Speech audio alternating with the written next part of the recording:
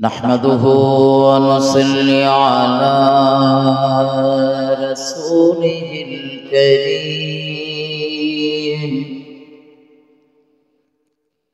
أما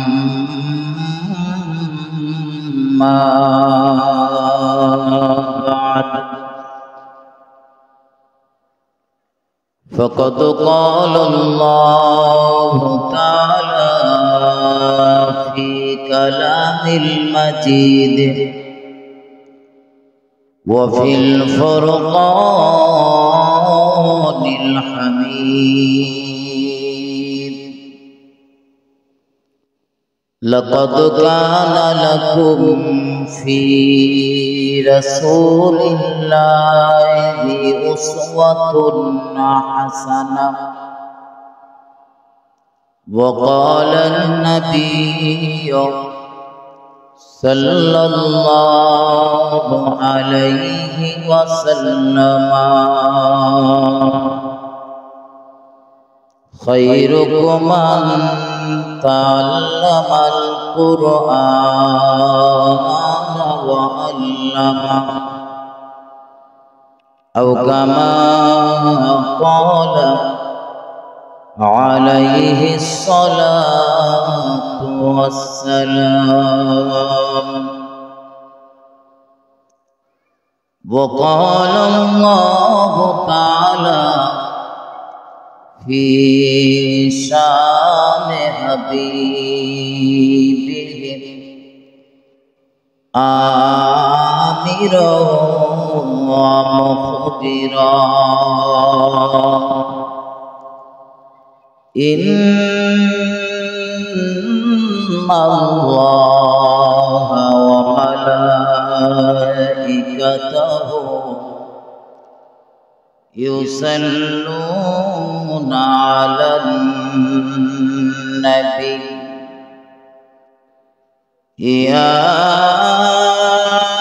أيها الذين آمنوا صلوا عليه وسلموا تسليما اللهم صل على سيدنا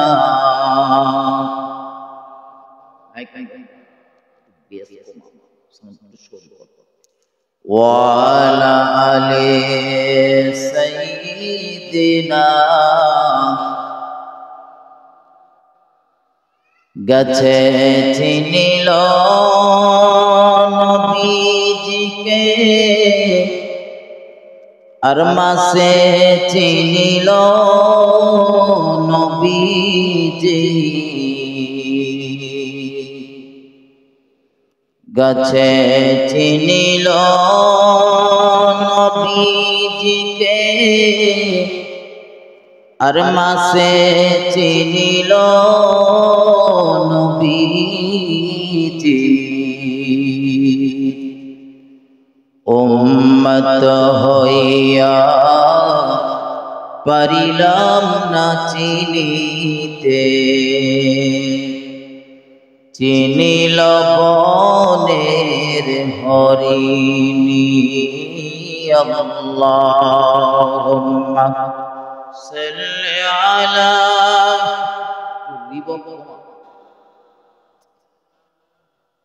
وعلى آل سيدنا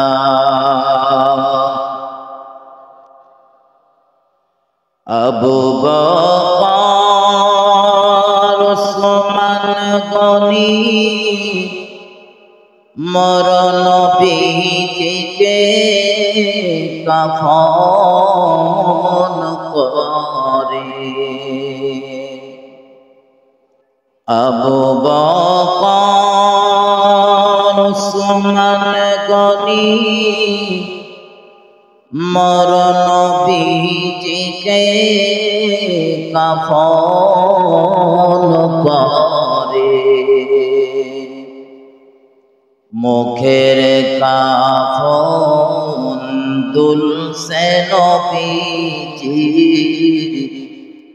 মুখের কাফন হেলসে নবীজির উম্মতি উম্মতি বলিয়া রে আল্লাহুম্মা সাল্লি আলা সাইয়্যিদিনা মাওলানা মুহাম্মদ ওয়া আলা আলি সাইয়্যিদিনা।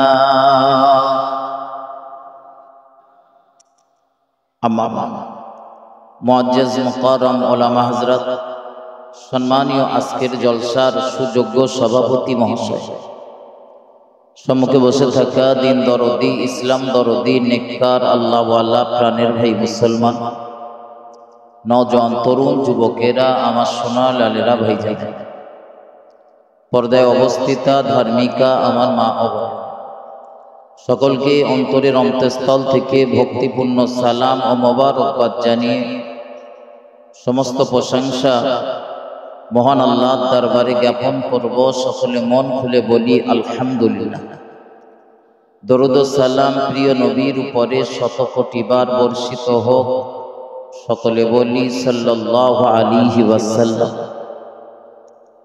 ভাই, মাগরিবের নামাজের পর থেকে একাধিক মুখে কেরাত, গজল এবং বক্তৃতার মধ্য দিয়ে এ পর্যন্ত আপনারা এসেছেন। আমি অযোগ্যতার ভিতর দিয়ে কোরআন শরীফের ছোট্ট একটি আয়াতে কারিমা সঙ্গে রসুলের জবানে বর্ণিত ছোট্ট একটি হাদিসের টুকরা তেলাওয়াত করেছি। এর উপরই দুটি কথা বলবার নিয়াত করছি। বাকি আল্লাহ পাকের মোবারক মহান আল্লাহ বলিয়ে নেন। আপনারা দোয়া করুন, সকলে বলুন আল্লাহুম্মা আমিন।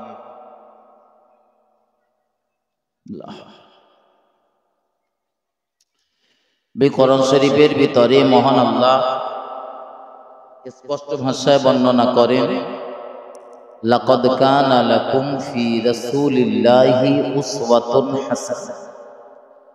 মহান আল্লাহ বলেন, জগৎবাসী, তোমাদের জন্য রয়েছে আমার রাসূলের মাঝে উত্তম আদর্শ।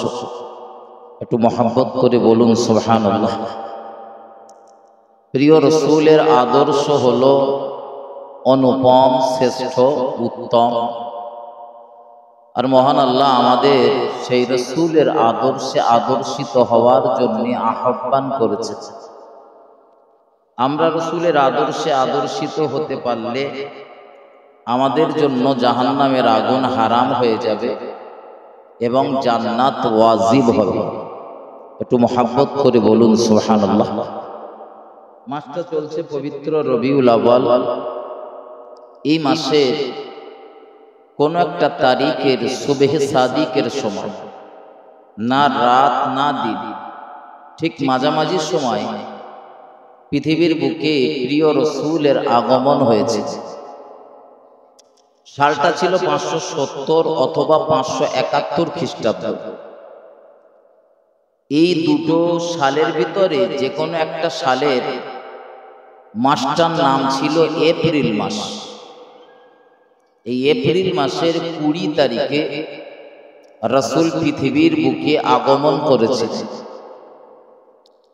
আমরা এই রাসূলের জন্ম তারিখ বলতে গিয়ে একটা কাজ করি, খেয়াল করবেন।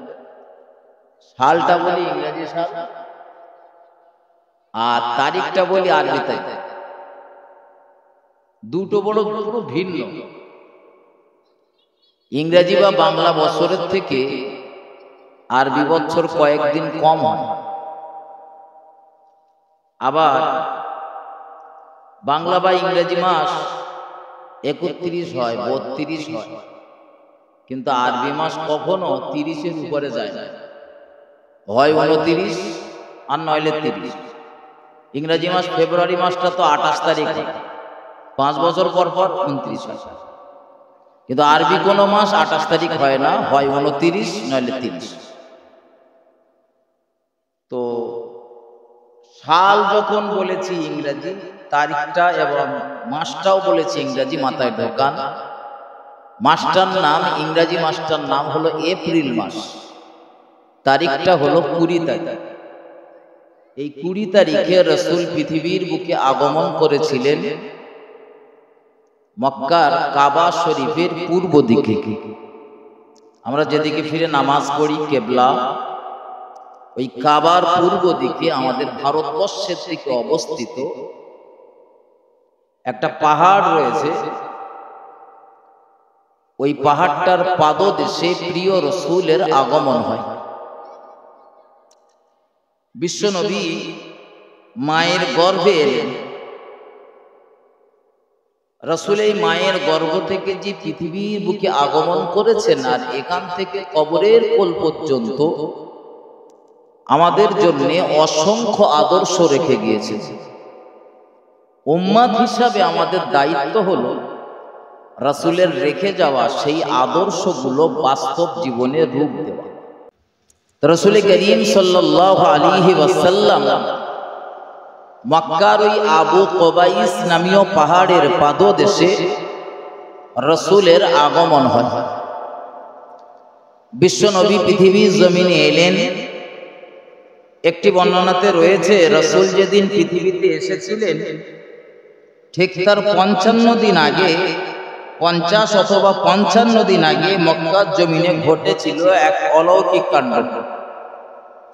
যেটা আপনারা আলেমদের জবান থেকে বারবার শুনেছেন। কোরআন শরীফের 30 পারা, সূরাটার নাম সূরা ফিল। আপনারা বারবার আলেমদের মুখে শুনেছেন আলাম তারা কাইফা ফাআলা রাব্বুকা বিআসহাবিল ফিল। এই সূরাটার তেলাওয়াত শুনেছেন। এই যে সূরাটা শানে নুজুল দেখলে আপনি অবাক হয়ে যাবেন। ঠিক রাসূলের জন্মের 50 অথবা 55 দিন আগে সম্রাট আব্রাহা আল্লাহর কাবা ধ্বংস করতে এসেছে।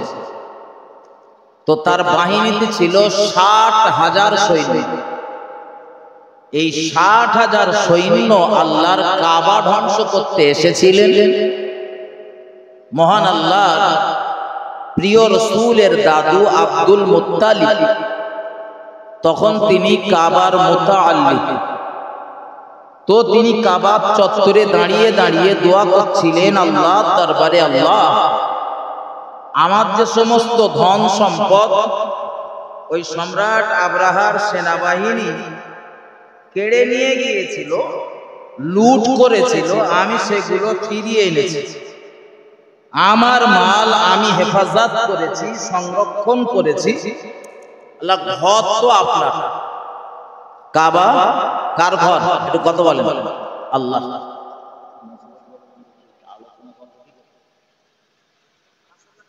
এত কাছে কেউ জেনারেটর দেয়, কিছু শুনতে পাচ্ছেন আপনারা? এখন আর কিছু করার নেই, বসিয়ে ফেলেছ। তো বলছি এরপরে যখন অনুষ্ঠান করবো কখন এত কাছাকাছি দেবে না জেনারেটর, কথা বলা যায় একটু দূরে দেবে। তো আমার দিকে ধ্যান দেন, একদম অন্যমনস্ক হবেন। তো রাসূল করিম সাল্লাল্লাহু আলাইহি ওয়াসাল্লামের দাদু আব্দুল মুত্তালিব তিনি কাবা চত্বরে দাঁড়িয়ে আল্লাহর দরবারে প্রার্থনা করলেন, আল্লাহ আপনি আপনার ঘর হেফাজত করুন। তো আপনাদের এই ইতিহাস জানা আমি বলতে চাচ্ছি না, যে মহান আল্লাহ ঝাঁকে ঝাঁকে পাখি পাঠিয়েছিলেন আবাবিল। এই পাখিগুলোর কাছে আল্লাহ 3টে করে কাঁকর দিয়েছিলেন। কটা বলেন? 3টে। কাঁকরগুলোর কথা তাফসীর কারকরা বলেছে যে মুসুরির ডালের থেকে সামান্য মোটা আর ছোলার ডালের থেকে সামান্য ছোট। তো বেশি বেশি ধরে না, নয় ছোলার ডালের মতো অংশ হবে। এইরকম 3টে করে কাঁকর, একটা করে ঠোঁটে আর 2টে করে 2 পায়ে নিয়ে ওই 60,000 বাহিনীর উপরে ঝাঁপিয়ে পড়েছিলেন। তো এক মুহূর্তের ভিতরে ওই 60,000 বাহিনীকে আল্লাহ নাস্তা নাবুদ করে দিয়েছিলেন। তো মহব্বত করে বলুন সুবহানাল্লাহ। ঠিক এর 55 দিন পর কাবা চত্বরে, কাবার একটুখানি দূরেই রাসূলের আগমন।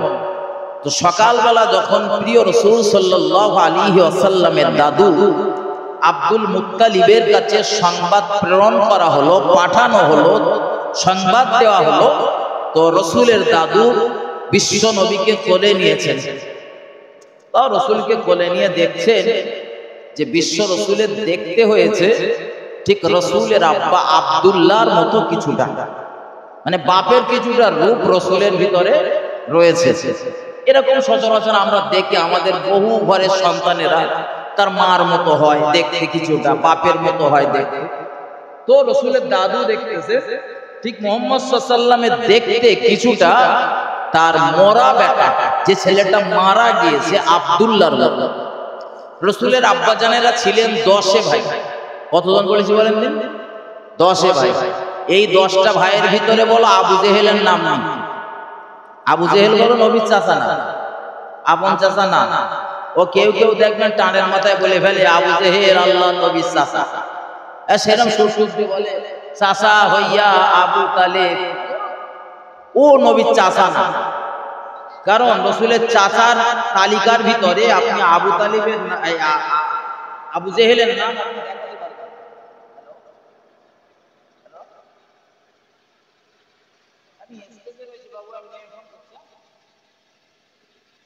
তো রসুল করিম সাল্লাল্লাহু আলাইহি ওয়াসাল্লামের চাচাদের ভিতরে আবু জেহেলের নাম নেই। আমার মতো যদি অবিশ্বাস হয়, এই কাছে বড় ফোন থাকে তো একটু নেট চালু করেন, করে গুগলে সার্চ করেন যে বিশ্ব নবীর চাচাদের নাম কি। পরপর পরপর দেখবেন রসুলের আব্বা সহ 10টা নাম চলে আসবে। ওই 10টা নামের ভিতরে দেখেন আবু জেহেলের নাম নেই। তার মানে আবু জেহেল হয়তো নবীর চাচা, কিরকম বলেন, আপন চাচা, গ্রাম সম্পর্কের পাড়া সম্পর্কের কোন চাচা হতে পারে, চাচা তো চাচার কথা হতে পারে। তো চলুন এগিয়ে রাসূল করিম সাল্লাল্লাহু আলাইহি ওয়াসাল্লাম তার দাদু কোলে নিয়েছেন, নিয়ে অত্যন্ত আনন্দিত, খুব খুশি। এই খুশি হওয়ার কারণ হলো আল্লাহ আমার 10টা বেটার ভিতরে যে বেটাটাকে আমি খুব মহব্বত করতাম, ভালোবাসতাম, পৃথিবী থেকে আমার ওই বেটাটা বিদায় নিয়েছে, পর্দা নিয়েছে, ইন্তেকাল করেছে, মারা গিয়েছে। কিন্তু আল্লাহ তার ঔরসজাত একটা সন্তান আপনি পৃথিবীতে পাঠিয়েছেন, আমার বেটার একটা বংশের প্রদীপ পৃথিবীতে থাকবে। বেটা নেই কিন্তু বেটার বংশের একটা প্রদীপ থাকবে। আর দেখবেন দাদু দাদাদের নাতি পোতাদের উপর একটা বিরাট মায়া থাকে না, থাকে না? ওই একটা প্রবাদ বাক্য আমরা বলি, টাকার থেকে টাকা সুদের মায়া বেশি। কখনো কখনো দেখেছি হয়তো ছেলে পিলেদের একটু বকাঝকা করতেছি, তাতে দেখা গেল আব্বার খুব রাগ, মার খুব রাগ। কখনো দেখা যায় আপনি আপনার ছেলে পিলের হয়তো শাসন করতেছেন, আব্বার আপনার মায়ের খুব রাগ আছে। আমি এমনও চোখে দেখেছি যে কেউ তার নিজের কোন সন্তান হয়তো দুষ্টুমি করেছে, অন্যায় করেছে, একটু বকাঝকা করতে গিয়ে তো মা কোথায় ছিল, বাপ কোথায় ছিল, তার মানে ওর দাদু দাদা কোথায় ছিল, ছুটে নিয়ে এসে ছেলেরে চড়াতে শুরু করেছে, তুই মারলি কেন? তার মানে টাকার থেকে টাকা, বলেন সুদের মায়া বেশি। তো রসুলের দাদু বিশ্ব নবীকে কোলে নিয়েছেন, প্রচন্ড আনন্দিত। আল্লাহ এত সুন্দর একটা রত্ন আপনি আমার আব্দুল্লাহর ঘরে দিয়েছেন, আর যদি আমার বেটা পৃথিবীতে বেঁচে থাকতো, এই আসমানের নিচে জমিনের উপরে সব থেকে বেশি খুশি হয়ে যেত আমার বেটা আব্দুল্লাহ। একটু মহব্বত করে বলুন সুবহানাল্লাহ।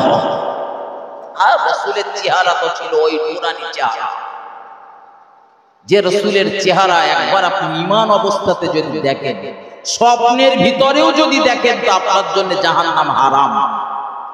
একটু সুবহানাল্লাহ বলেন মন খুলে। এই জন্য আমি প্রায় বলি, ভাই আমরা রাসূলকে সশরীরে দেখি, কিন্তু রাসূলকে দেখার আমল সর্বদা দরুদ শরীফ পড়বেন, ঘুরতে ফিরতে দরুদ শরীফ পড়বেন, ফাঁকা টাইম রয়েছে দরুদ শরীফ, রাতের বেলা শুয়ে পড়বেন, যখন বসে হোক শুয়ে পড়ে হোক দরুদ শরীফ পড়বেন, কমপক্ষে 100 বার পড়বেন, বেশি 200, 500, 1000 বার যতবার পারেন আলহামদুলিল্লাহ। কমপক্ষে দৈনন্দিন জীবনে একটা রুটিন করে নেন, সারা দিনের ভিতরে আমি 100 বার দরুদ শরীফ পড়ব, খুব ভালো হয়। রাতের বেলা শোয়ার সময় বসে বসে বা শুয়ে শুয়ে দরুদ শরীফ পড়তে পড়তে ঘুমিয়ে যাবেন। এইভাবে আপনি দরুদ যত বেশি পড়বেন, পড়তে পড়তে পড়তে পড়তে পড়তে পড়তে আল্লাহ যদি নসিবে রাখে, তো কোনো একদিন দেখবেন ঘুমের ঘরে স্বপ্নের ভিতরে প্রিয় রাসূলের সঙ্গে দিদার নসিব হয়ে যাবে। একটু মহব্বত করে বলুন সুবহানাল্লাহ। দরুদের জন্য পড়বেন, কারণ একবার দরুদ পড়লে 10টা রহমত বর্ষণ হয়, 10টা নেকি দান করেন আল্লাহ, 10টা গুনাহ মাফ করে দেন। বলুন সুবহানাল্লাহ।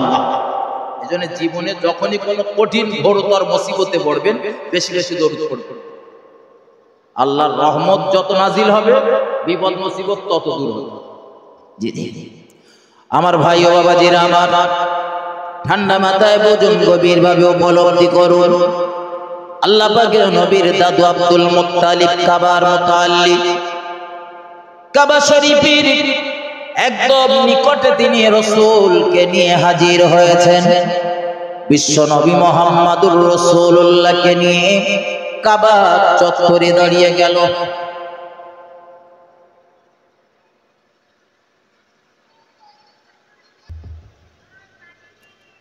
আল্লাহর নবী মুহাম্মদুর রাসূলুল্লাহ সাল্লাল্লাহু আলাইহি ওয়াসাল্লাম তার দাদু আব্দুল মুত্তালিব তিনি কাবা চত্বরে দাঁড়িয়ে গেলেন। ঠিক আজ থেকে 50 অথবা 55 দিন আগে যে জায়গাটায় দাঁড়িয়ে দোয়া করার কারণে আল্লাহ পাক তার কাবা রক্ষা করেছিলেন আবাবিল পাঠিয়ে, ঠিক ওই জায়গাটায় দাঁড়িয়ে নাতির জন্য সুন্দর সুন্দর দোয়া করছিলেন।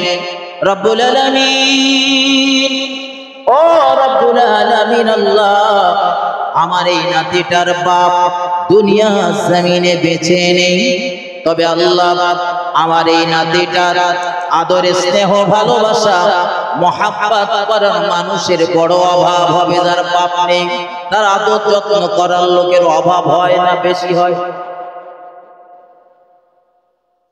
যদি দেখে গেছে বাপ মরেছে, তা কিছু লোক আছে বিরাট আনন্দিত, যাক এইবার যদি খানিকটা মেরে ধরে খাওয়া, দু কাটা জমি যদি একটু আল বেশি বেশি খেলে নিল। আল্লাহর নবীর দাদু কাবার মুতাল্লি তিনি দোয়া করছিলেন, আল্লাহ আমার এই নাতিটা গোটা জীবনের হেফাজতের সম্পূর্ণ দায়িত্ব আপনার কুদরতি কবজায় তুলে দিলাম।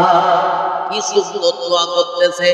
কোরআনের ভাষায় আমার আল্লাহ জানান, উদুনি আস্তাজিব লাকুম, বান্দারে আমি আল্লাহ আমায় ডাকো, আমি আল্লাহ আমায় স্মরণ করো, আমি আল্লাহ তোমার ডাকের সাড়া দেব। আমার ভাই জানেরা, ডাকার মতো যদি ডাকতে পারি আল্লাহ আমাদের ফেরত দেবে না।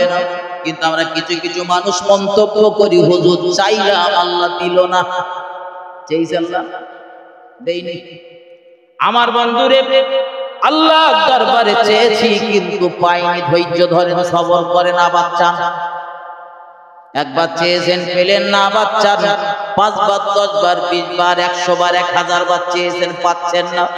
মন ভাঙবেন না, চেয়ে যান। দোয়া যখন রব শুরু করবে, নেওয়ার জায়গা খুঁজে পাবেন না, চাইতে থাকুন। যদি দুনিয়ার জমিনে কোনো দোয়া কবুল না হয়, তাও মন খারাপ করবেন না, কারণ হাসরের ময়দানে এমন কিছু দোয়া আমাদের কাজে লেগে যাবে। পৃথিবীর জমিন আমরা রবের দরবারে চেয়েছিলাম, ওই দোয়াগুলো দুনিয়ায় কবুল হয়নি, কিন্তু হাসরের ময়দানে ওই দোয়াগুলো আমাদের কাজে লেগে যাবে।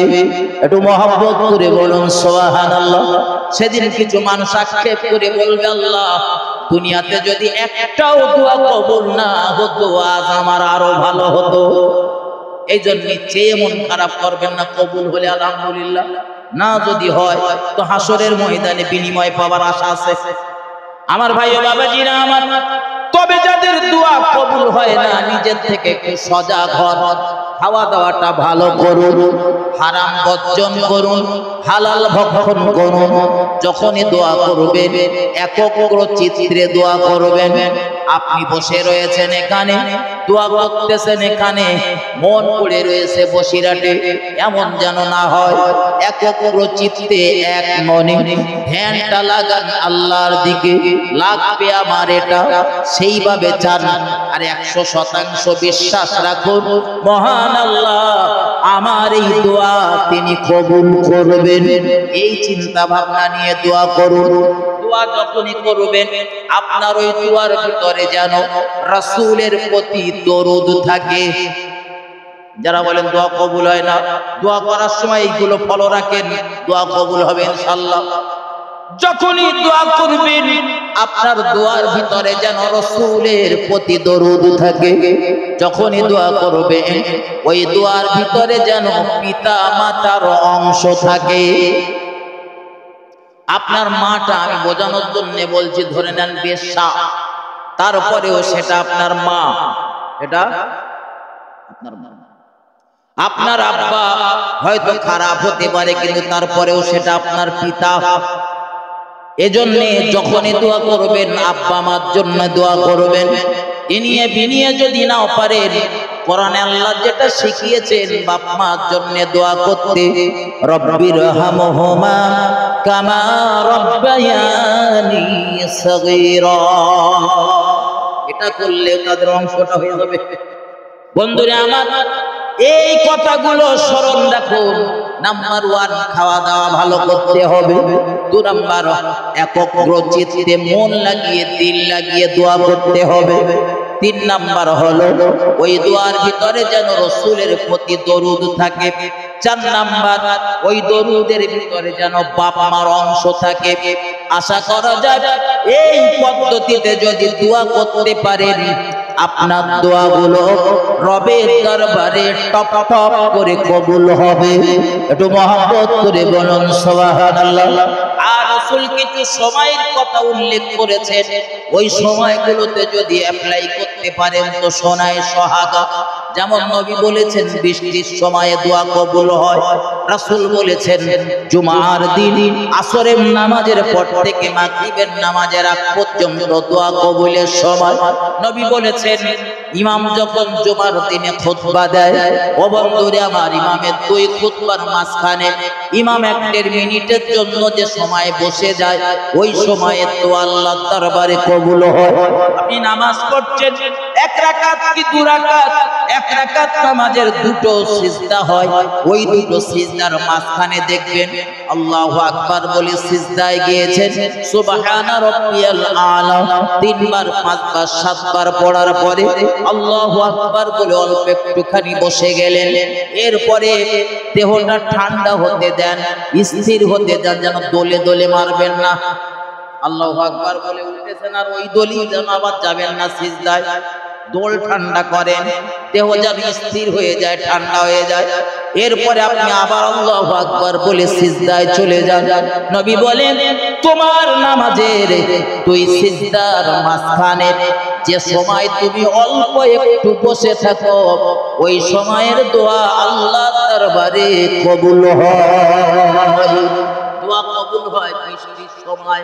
আসমান থেকে যখন বৃষ্টি বর্ষণ হয়, তার মানে সেই গতকাল থেকে যে বৃষ্টি হচ্ছে, এর ভেতরে যে দিল লাগিয়ে কোনো দোয়া করতে পারতেন, নিশ্চয়ই আল্লাহ আপনাকে ফেরত দিত না। যদি বলেন হুজুর বৃষ্টির সময় দোয়া কবুল হয় কেন?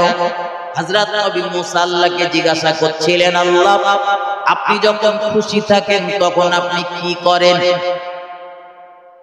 আমরা খুশি হলে কি করি? মিষ্টি বেলাই, আনন্দ করি, বাড়ি একটু ভালো মন্দ আনি। হযরত নবী মুসা আলাইহিস সালাম তিনি হলেন আল্লাহর একজন নবী রাসূল।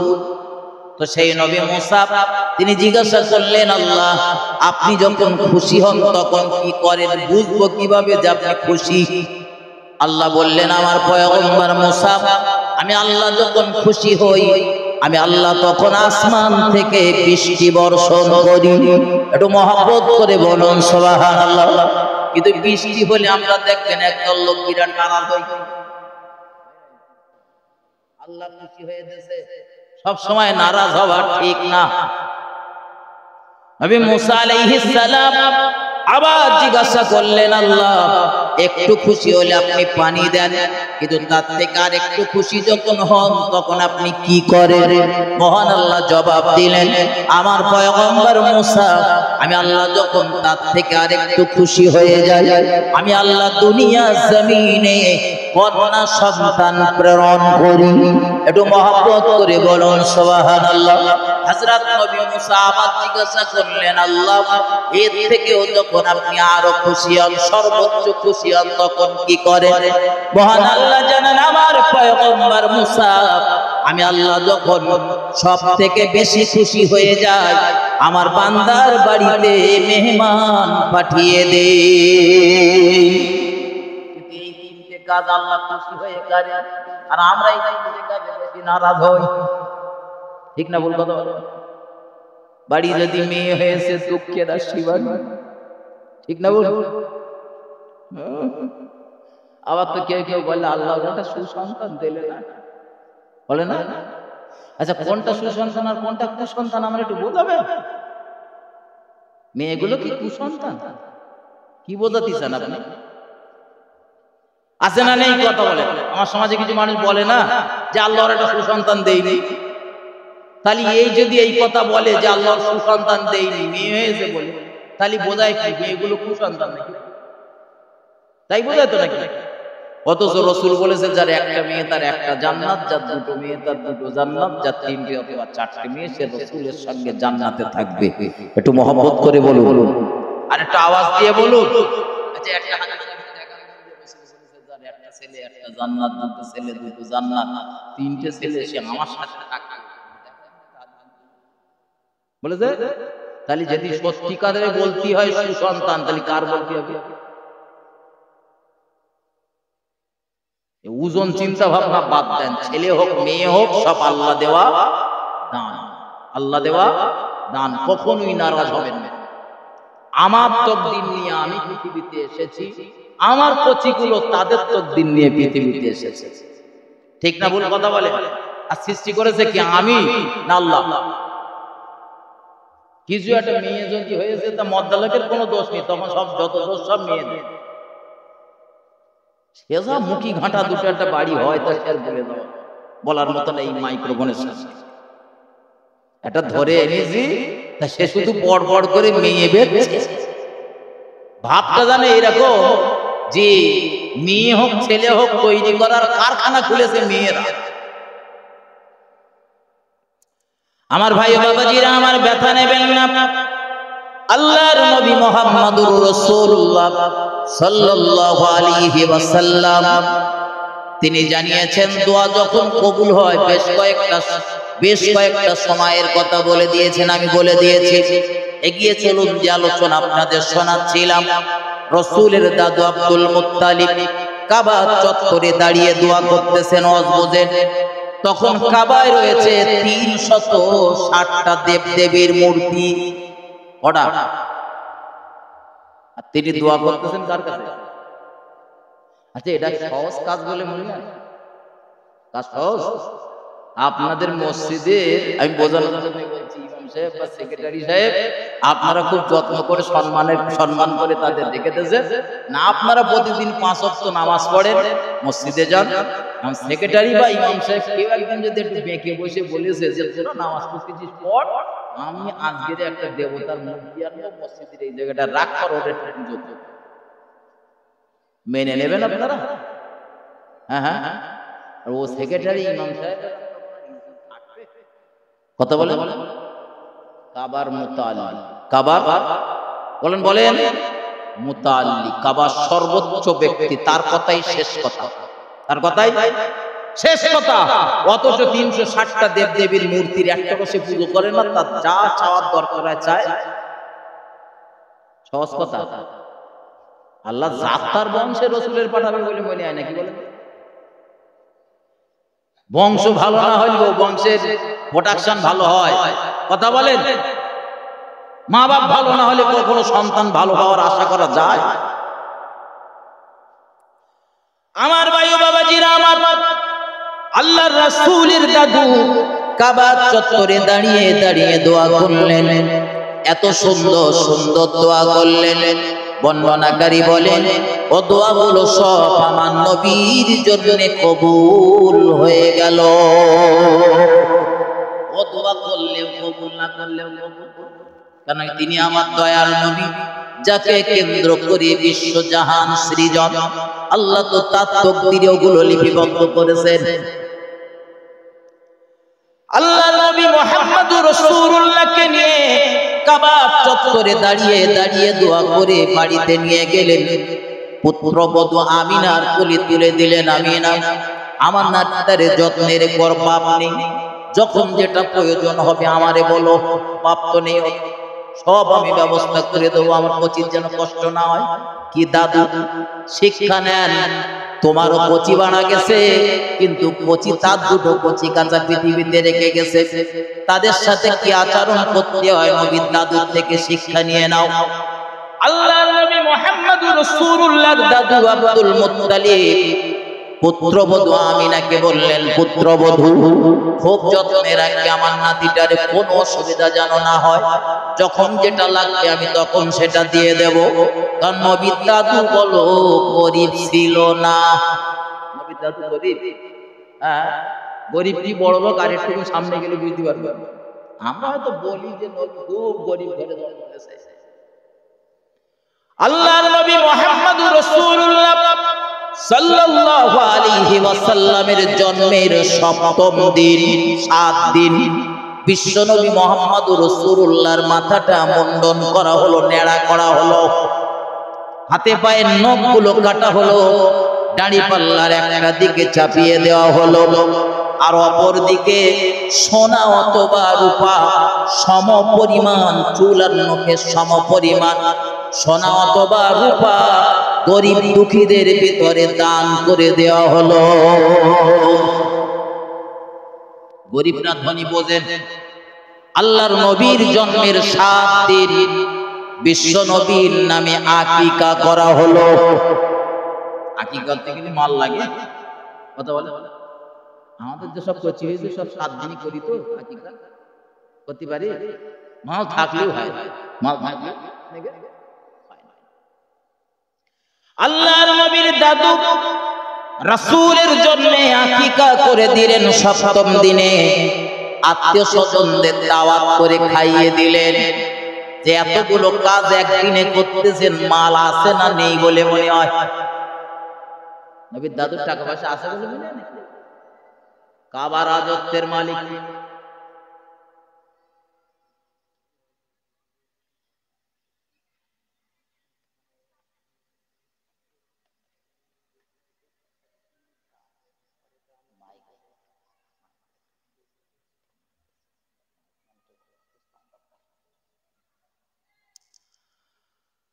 হযরত মাতায় নেন আল্লাহর নবী মুহাম্মদুর রাসূলুল্লাহ সাল্লাল্লাহু আলাইহি ওয়াসাল্লামের দাদু কাবার মুতাল্লিব, তিনি আমার রাসূলুল্লাহ সাল্লাল্লাহু আলাইহি ওয়াসাল্লামের জন্য আকিকা করে দিলেন 7ম দিনে। এক কথায় বলতে গেলে বলতে হয়, পিতা হিসাবে সন্তানের যতগুলো হক রয়েছে, রাসূলের যেহেতু আব্বা নেই, এজন্য দাদু সেই হকগুলো পালন করতেছেন। একটু মহব্বত করে বলুন সুবহানাল্লাহ, আরো জোরে বলুন সুবহানাল্লাহ।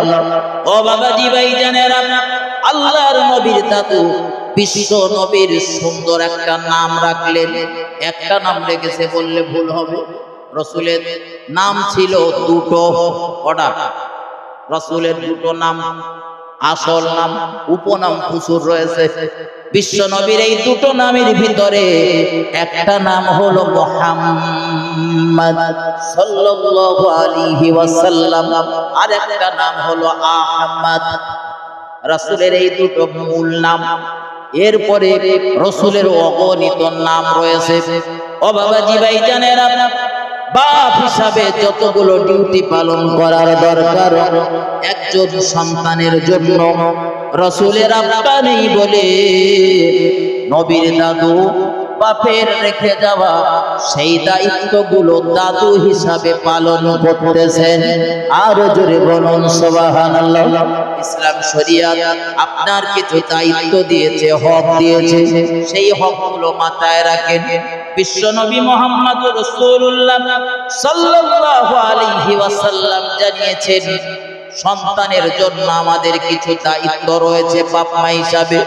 নাম্বার 1 দায়িত্ব হলো সন্তান ভূমিষ্ঠ হবার পর ওই বাচ্চাটার কানের কাছে আযানের ধ্বনিটা শোনাতে হবে।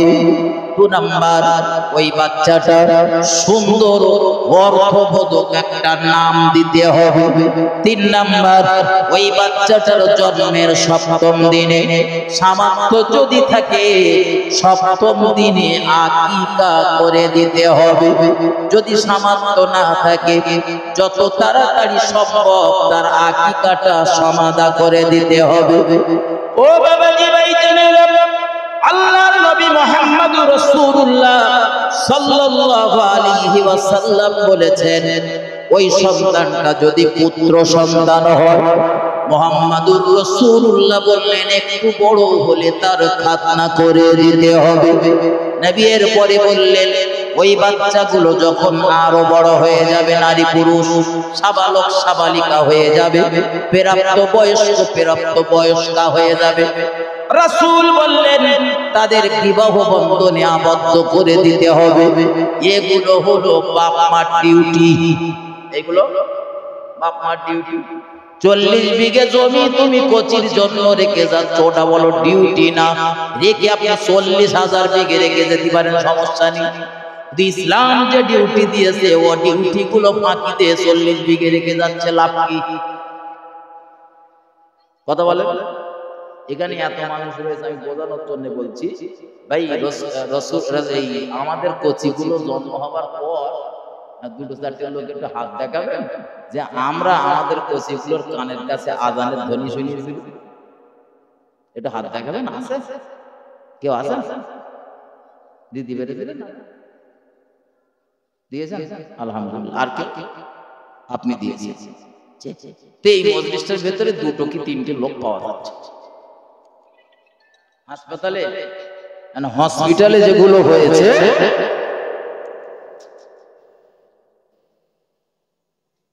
না, আমি স্টেজে রয়েছি, বলবে তাড়াতাড়ি।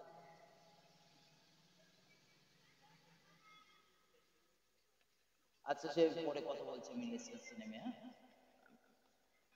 ভাই হসপিটালে হয়েছে তো সচরাচর দেখা যায় আমাদের কিছু মানুষের ভিতরে একটা ভয় কাজ আছে। কি বলেন? যেহেতু সেখানে বিভিন্ন ধর্মের মানুষের সেবা দেওয়া হয়, তো ওই জায়গায় গিয়ে ধর্মীয় কোনো কালচার করা মানে ঝগড়া ঝামেলা অশান্তি একটা হওয়ার ভয় থাকে। তা আপনি ওখানে কি মাইক লাগিয়ে আজান দেবেন? মাইক টাইক লাগিয়ে না, সেই রাম জোরে আজান দেবেন যেন সারা হসপিটালের লোক শুনতে পাবে। জোরে জোরে দিতে হবে। হ্যাঁ, আপনার কোচির কানের কাছে শুধু একটুখানি আওয়াজটা দিলেই যথেষ্ট, এনাফ। একান্ত যদি ওখানে না পারা যায় ওই 1-2 দিন পরই তো ছুটি দিচ্ছে, তো বাড়িয়ে না দেওয়া যাবে। কথা বলে তার জন্মটা যে ইমানদারের ঘরে হয়েছে এটা তো জানালি যথেষ্ট। তো পরিবেশ পরিস্থিতি হিসাবে বাচ্চা বাড়ি আসার পরেও তো আজানটা তার কানের কাছে শুনিয়ে দিতে পারবে। হযরত এগিয়ে চলুন। কিন্তু এখানে একটা প্রশ্ন জাগতে পারে, হুজুর একটু বলবেন মুহাম্মদ সাল্লাল্লাহু আলাইহি ওয়াসাল্লামের কানের কাছে কি আজান দেওয়া হয়েছিল? রাসূল আমাদের কোচিগুলোর কানের কাছে আজান দিতে বলেছে, আমার নবীর কানের কাছে কি আজান দেওয়া হয়েছে?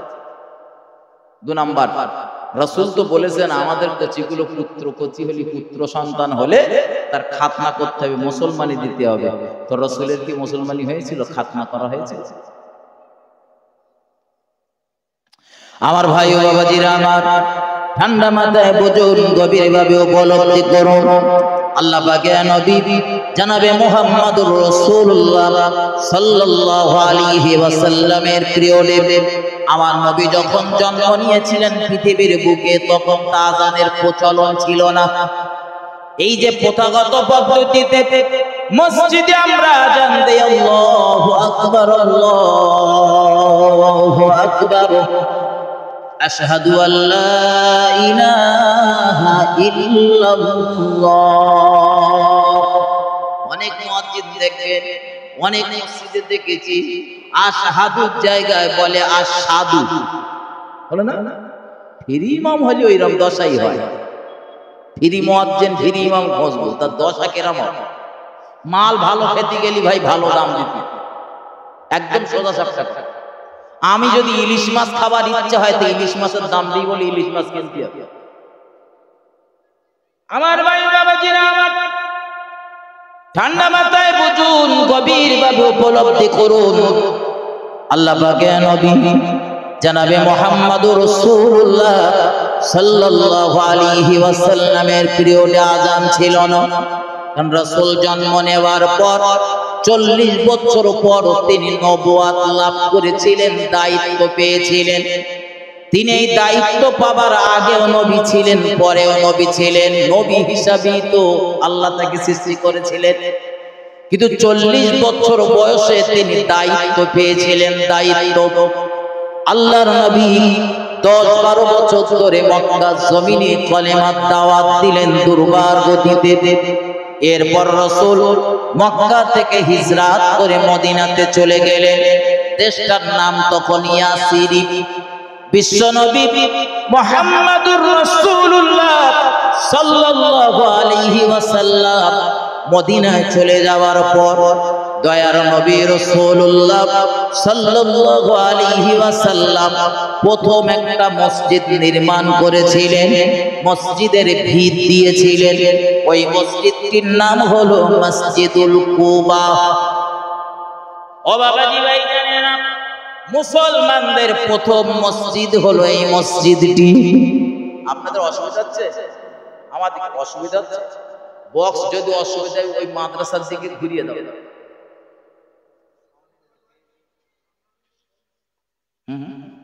এই মাদ্রাসার দেয়ালের দিকে মারো, তাহলে সাউন্ড খানিকটা এদিকে আসবে। ঠিক ঠিক, ওদের কানে লাগলে বসতে পারছেন। আরেকটা অসুবিধা হবে না ভাই, এর সামনের দিকে যাদের বন্ধকার বক্সের পাশে না পাশে দরুদ শরীফ। আল্লাহুম্মা সাল্লি আলা সাইয়্যিদিনা মাওলানা মুহাম্মদ ওয়া আলা আলি সাইয়্যিদিনা। আমার ভাই জানেরা, ঠান্ডা মাথায় বুঝুন, গভীরভাবে উপলব্ধি করুন, রাসূল আমার প্রথম যে মসজিদটি নির্মাণ করেছিলেন ওই মসজিদটির নাম হলো মসজিদুল কুবা। ওখান থেকে 5 মাইল দূরে আরো একটা মসজিদ রাসূল নির্মাণ করেছিলেন। ওই মসজিদটির নাম হলো মসজিদুন নববী। যে মসজিদুন নববীর পাশে রাসূল আরাম করছেন। হযরত মুহাম্মদুর রাসূলুল্লাহ এই মসজিদ নির্মাণ করার পরে যখন মসজিদের কাজ সমাধা হয়ে গেল, মুসল্লিদের একত্রিত করে নামাজ পড়ার দরকার। আল্লাহ নবী সাহাবাদের জিজ্ঞাসা করলে আলোচনার মজলিস ডাকলেন, ও সাহাবারা, আগে তো নামাজ যে যার মতো বাড়িতে পড়েছে, যেখানে সুযোগ পেয়েছে পড়েছে, এখন মসজিদে রেডি, নামাজ হবে মসজিদে, কিন্তু এই মুসল্লিদের এক জায়গায় করব কিভাবে? আল্লাহ নবী একজন সাহাবা বললেন, ইয়া রাসূলুল্লাহ, নামাজের সময় হলে আমরা লম্বা একটা পতাকা টাঙিয়ে দেব।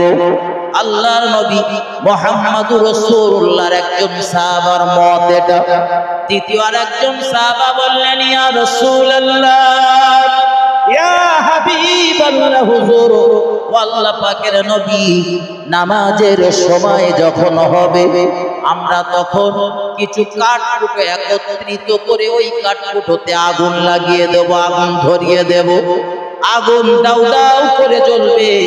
ওই আগুনের লেলিহান শিখা আকাশের দিকে উঠতে থাকবে, মানুষ দূর দূরান্ত থেকে বুঝতে পারবে, দেখতে পাবে।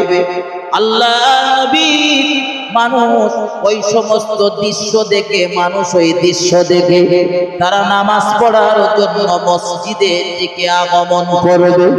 রাসূলের আরেকজন সাহাবা বলেন, ইয়া রাসূলুল্লাহ, ইয়া হাবিবাল্লাহ, হুজুর, নামাজের সময় হলে এক মুখো দফ, এক মুখো ঢোল, দফ নামে একটা বাদ্যযন্ত্র তখনও পর্যন্ত হালাল ছিল, হালাল। ও ঢোল বাজানি তখন হারাম ছিল, পরবর্তীতে নিষিদ্ধ হয়েছে। ও বন্ধুরে আমার, রাসূলের একজন সাহাবা বলল, ইয়া রাসূলুল্লাহ, ইয়া হাবিবাল্লাহ, হুজুর, নামাজের সময় হলে ওই এক মুখো ঢোলটা আমরা গ্রামের মহল্লার এই মাথা থেকে বাজাতে বাজাতে ওই মাথায় চলে যাব, মানুষ বুঝে যাবে নামাজের সময় হয়েছে। আমার ভাই আমার আল্লাহর নবীর এক একজন সাহাবা এক এক রকম মতভেদ দিলেন। বিশ্ব নবী হযরত ওমরকে ডেকে বললেন,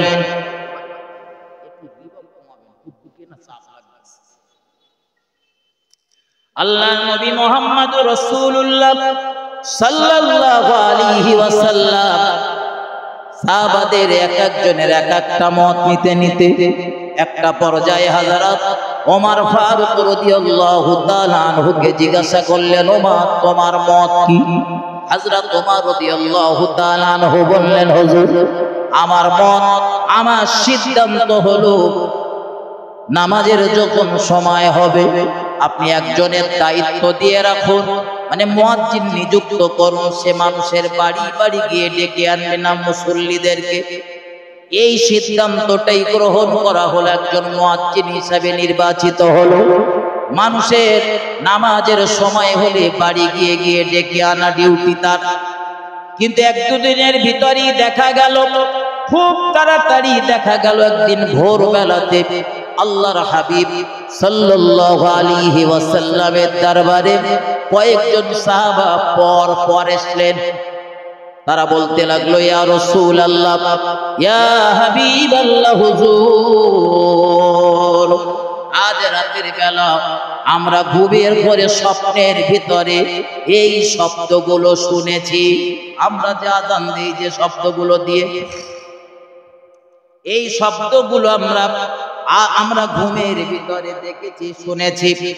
আল্লাহর নবী মুহাম্মদুর রাসূলুল্লাহ সাল্লাল্লাহু আলাইহি ওয়াসাল্লাম বললেন, সাহাবারা এই স্বপ্ন তো আমি রাসূলুল্লাহ দেখেছি। একটু মহব্বত করে বলুন সুবহানাল্লাহ। নবী রাসূলরা কোন স্বপ্ন যদি দেখেন, সেই স্বপ্নটা হলো ওহী। কি বলেন?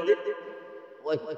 জিবরাইল সরাসরি রাসূল যখন সজাগ থাকেন, জিবরাইল এনে যেটা দেন ওটাও যেমন ওহী। নবী রাসূলরা ঘুমের ঘরে স্বপ্নের ভিতরে যেটা দেখেন সেটাও ওহী। এটা নবীদের স্বপ্ন। ইমানদারের স্বপ্ন তিন প্রকারের। আগে আমি শাস্ত্রী এলাকাতে বলি, চাঁদার বলবো না। তবে বন্ধু, ইমানদারের স্বপ্ন তিনটের ভিতরে, তিন প্রকারের ভিতরে একটা স্বপ্ন হলো সত্য স্বপ্ন, আর সেই স্বপ্নটা হলো নবুয়াতের 46 ভাগের এক ভাগ।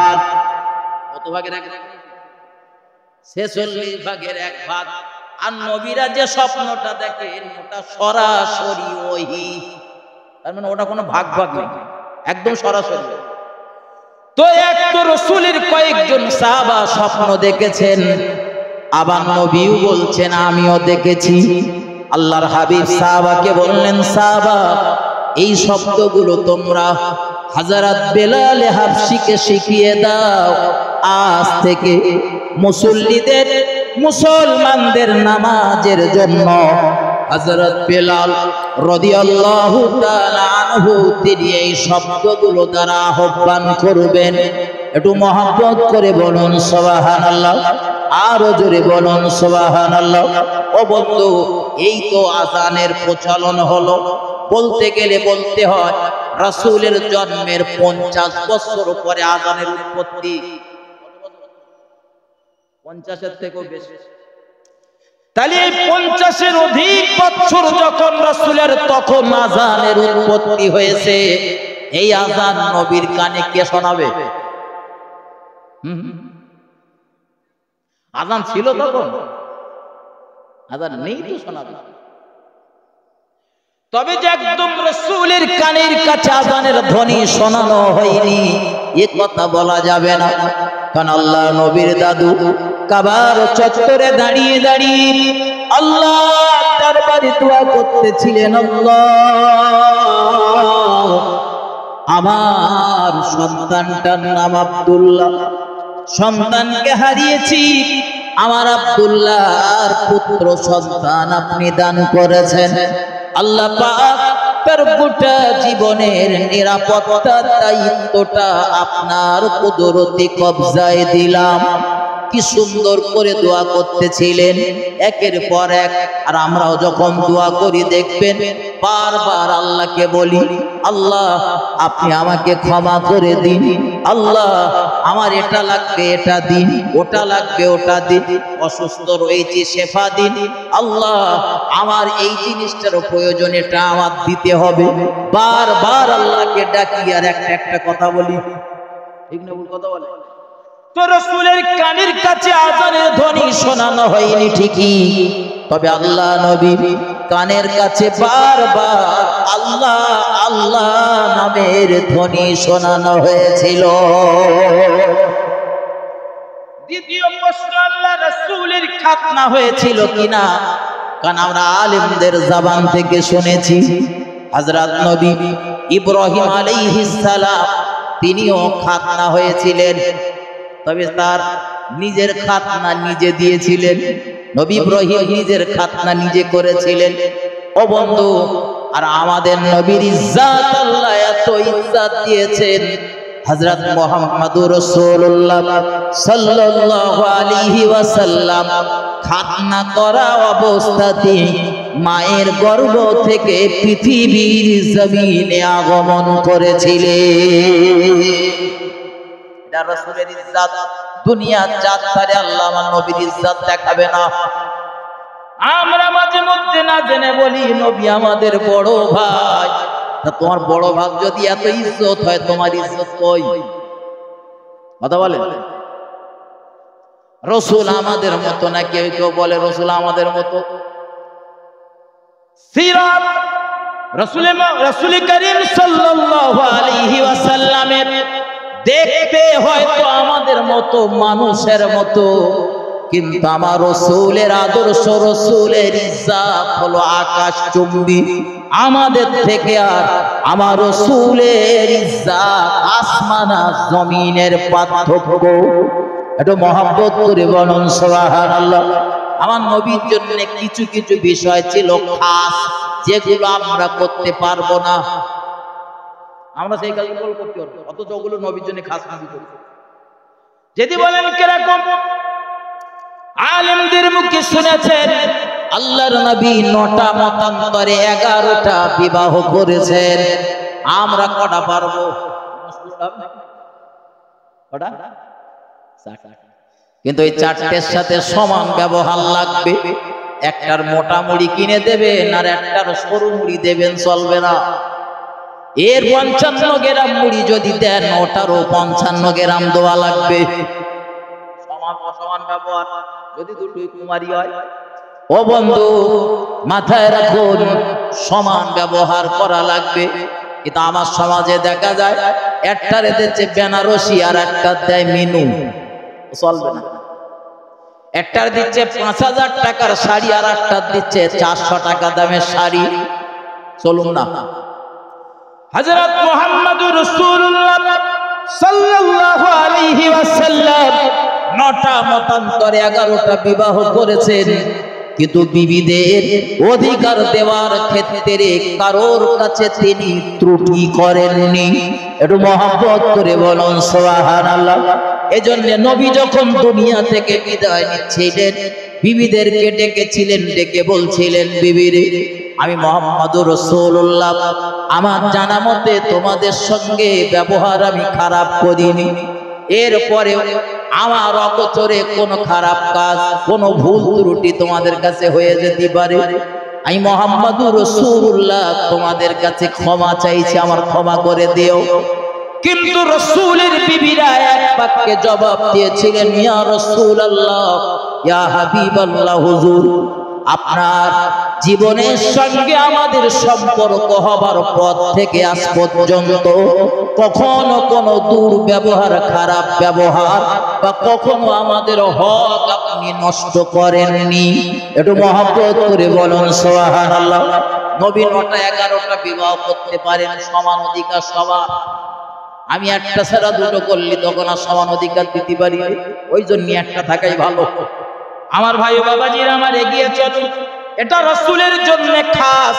আমি উম্মতে মুহাম্মাদি হিসাবে খুব বেশি হলে 4টে বিয়ে করতে পারবো। বেশি বেশি হলে 4টে, ওর উপরে আর যেতে পারবো না। তবে 4টে যদি 4টের পরে যদি করার ইচ্ছা হয় তো একটারে তালাক দেওয়া লাগবে। একটা বিবিরে ছেড়ে দিয়ে তারপরে আবার আরেকটা। আমার বন্ধু মুহাম্মদুর রাসূলুল্লাহর জন্য কিছু কিছু বিষয় ছিল খাস, যেটা আমাদের জন্য নয়। আমরা রোজা রাখি, সেহরিতে খাই, খাওয়া শেষ করি, ইফতারে গিয়ে আবার খাওয়া শুরু করি, মাঝখানে সময় উপোস। আল্লাহর নবী মুহাম্মদুর রাসূলুল্লাহ রোজা রাখতেন, কখনো কখনো দেখা যেত সাহাবারা লক্ষ্য করতেন নবী সেহরি খেলেন না, ইফতারও করতেছেন না, রোজা চলতেছে। এরে বলুন সুবহানাল্লাহ। যে সম্ভব কত বল, হাদিস তো বুখারী শরীফের হাদিস। নবী না খেয়ে রোজা করতেছেন, অথচ রাসূল আমাদের অনুরোধ করেছেন, উম্মতেরা তোমরা সেহরি খাবে, সেহরিতে বরকত লুকিয়ে রয়েছে। সেহরি খেয়ে থাকতেন, সেহরি ওই ফজরের আযানের আগে এক গ্লাস পানি হলে খাবে। এটা এমনি তো ইফতারের সময় তো যে খেজুরগুলো খান তার থেকে 2টো খেজুর বেশি রেখে দেবে, কি একটা খেজুর রাখবে, ওই একটা খেজুর খেয়ে একটু পানি খেয়ে নেবেন, একটা সেহরি সুন্নত আদায় হয়ে যাবে। এমনি ওই গভীর রাতে শেষ রাতে আপনি যাই খাবেন সুন্নত আদায় হয়ে যাবে। কিন্তু রাসূল যেহেতু খেতেন খুরমা, তো ওই খুরমা ব্যবহার করলে ভালো। হযরত মাতায়ের আল্লাহর নবী মুহাম্মদুর রাসূলুল্লাহকে সাহাবারা জিজ্ঞাসা করেছিলেন, ইয়া রাসূলুল্লাহ, আমাদের আপনি বলেছেন সময় ইফতার করতে, সময় সেহরি করতে, কিন্তু আমরা তো আপনাকে দেখি আপনি সেহরি করেন না, আবার কখনো দেখি ইফতারও করতেছেন না, ব্যাপার কি? ওইভাবে যদি রোজা রাখলে সেই রোজাটা মর্যাদা সম্পূর্ণ হয়, আমাদেরও বলুন, আমরা ওইভাবে রোজা রাখবো। কি সুন্দর প্রশ্ন নবী সাহাবাদের।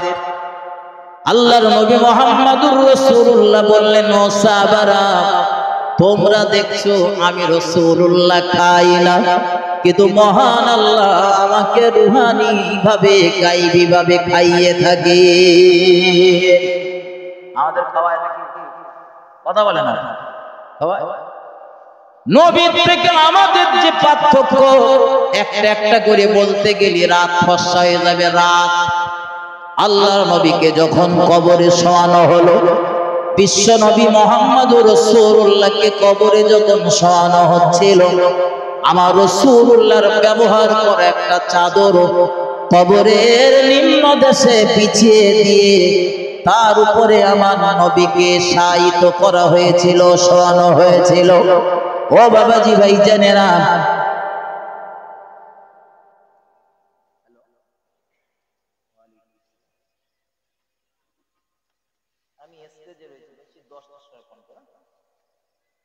আল্লাহর নবী মুহাম্মদুর রাসূলুল্লাহ সাল্লাল্লাহু আলাইহি ওয়াসাল্লাম জানাব মুহাম্মদুর রাসূলুল্লাহ তার জীবনে এমন কিছু কাজ রয়েছে যে কাজগুলো আমাদের জন্য চলবে না, অথচ রাসূলের জন্য জায়েজ। আগেই বলেছি, রাসূলকে কবরে শোয়ানো হয়েছিল চাদর বিছিয়ে দিয়ে, তার উপরে আমাদের বাপ দাদা, নানা নানি, চাচা চাচি, ছেলে মেয়ে, বিবি বাচ্চা, গ্রামবাসী কত লোক মারা গেছে পর্যন্ত কবরস্থ করেছেন, দাফন করেছে। কারো কবরের নিচে চাদর বিছানি হয় নাকি? আর দোয়া হয়, ওটা নবীর জন্য আলাদা, নবীর জন্য। হ্যাঁ, নবী আমাদের মতো বলি সিল্লুলি হবে। হযরত মাতায়ের বিশ্ব নবী মুহাম্মদুর রাসূলুল্লাহ সাল্লাল্লাহু আলাইহি ওয়াসাল্লাম মর্যাদার দিক থেকে আমাদের থেকে আসমান আর জমিনের পার্থক্য। আলোচনা আমার এখানে নয়, ফিরে চলুন। আমি আপনাদের শোনাচ্ছিলাম আল্লাহর নবী মুহাম্মদুর রাসূলুল্লাহ সাল্লাল্লাহু আলাইহি ওয়াসাল্লামের খাতনা হয়েছিল কিনা। রাসূলের খাতনা হয়েছিল, তবে মায়ের গর্ভ থেকে খাতনা অবস্থাতে পৃথিবীতে এসেছিলেন মুহাম্মদুর রাসূলুল্লাহ। রাসূলের আম্মা জান আমিনা বলেছেন, দুনিয়ার মানুষেরা আমার বেটা মুহাম্মদ সাল্লাল্লাহু আলাইহি ওয়াসাল্লাম আগমন করেন, জন্ম নেন, জন্ম নেবার সময় আমি লক্ষ্য করলাম আমি আমিনা মুহাম্মাদুর রাসূলুল্লাহ ভূমিষ্ঠ হওয়ার আগ থেকে আর পর পর্যন্ত এক ফোঁটা রক্ত আমি চোখে দেখিনি। একটু মহব্বত করে বলুন সুবহানাল্লাহ। আমাদের কচির মাগুলোর কচি হলে প্লেটিং হয় না, হয় না? কথা বলে নবী আমাদের মতো, হ্যাঁ? আমিনা বলেন, ও দুনিয়ার মানুষেরা, মুহাম্মদ সাল্লাল্লাহু আলাইহি ওয়াসাল্লাম যখন আমার গর্ভে ছিল, দীর্ঘদিন সন্তান থাকে তার মায়ের গর্ভে 9 মাস 10 দিন। কতদিন? 9 মাস 10 দিন মায়ের গর্ভে থাকে সন্তান। আমার দেশের মা বোন, আমার বিবি যারা রয়েছে, তাদের আমরা যেটা দেখেছি চোখে, গর্ভে সন্তান এলে তারা তাদের জীবনটা খুব কষ্টের হয়ে ওঠে। কখনো তাদের পেটের ভিতরে বাচ্চা নড়াচড়া করলে যেমন যন্ত্রণা হয়, কখনো দেখা যায় তারা ভালো খেতে পারে না, ভালো ঘুমাতে পারে না, বমি বমি ভাব থাকে সর্বদা। অথচ রাসূলের আম্মা জান আমিনা বললেন, দুনিয়ার মানুষেরা, রাসূল আমার গর্ভে ছিলেন দীর্ঘ সময় ধরে, দীর্ঘদিন ধরে, অথচ আমি কখনোই বুঝতে পারিনি আমার গর্ভে একটা বাচ্চা রয়েছে। নবী আমাদের মতো কিনা বোঝে? এদিকে গেলি মূল আলোচনায় ঢোকা হবে না, চলুন এগিয়ে চলুন।